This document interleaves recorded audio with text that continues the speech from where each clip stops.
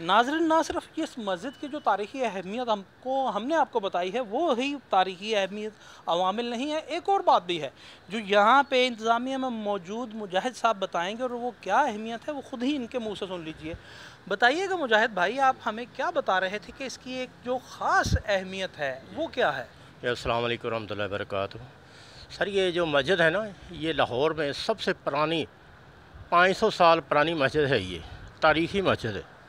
بادشاہ تھے عالمگیر، جن کا فتاوہ بھی چلتا تھا، فتاوہ عالمگیری، یہ انہوں نے مسجد یہ بنوائی تھی، اور ان کا بیٹا بھی تھا اورنگزیب عالمگیر، تو یہ انہوں نے یہ شروع کیا تھا، یہ سب لاہور میں سب سے بڑا یہ منصوبہ۔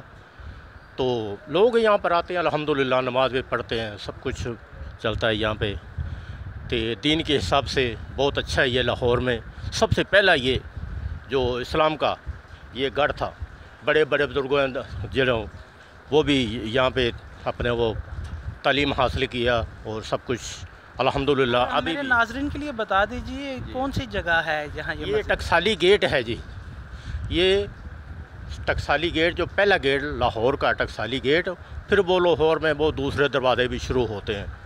غالباً یہاں پر ایک گیٹ ہوتا تھا یا نہیں یہ تو ہمیں پتہ نہیں ہے، لیکن ٹکسالی گیٹ والی یہ مسجد بجتی ہے۔ یہ ٹکسالی گیٹ والی مسجد ہے، اور جس طرح مجاہد صاحب بتا رہے تھے کہ فتویٰ عالمگیری، کیونکہ اورنگزیب عالمگیر کے لیے ایک بات مشہور تھی کہ وہ بحیثیت بادشاہ اپنا اعزازیہ نہیں لیتے تھے، بلکہ کلام پاک کو اپنے ہاتھ سے اس کی کتابت کرتے تھے، اور وہ نسخہ جات کا وہ جب وہ دیتے تھے لوگوں کو بانٹتے تھے، جو ہدیہ آتا تھا اس سے گزر بسر کرتے تھے۔ اور یہ آپ دیکھ سکتے ہیں اس مسجد کے عقب سے وہ بادشاہی مسجد اپنے میناروں اور عہد رفتہ کی عظمت کی یاد لیے آج بھی یوں ہی کھڑی ہے۔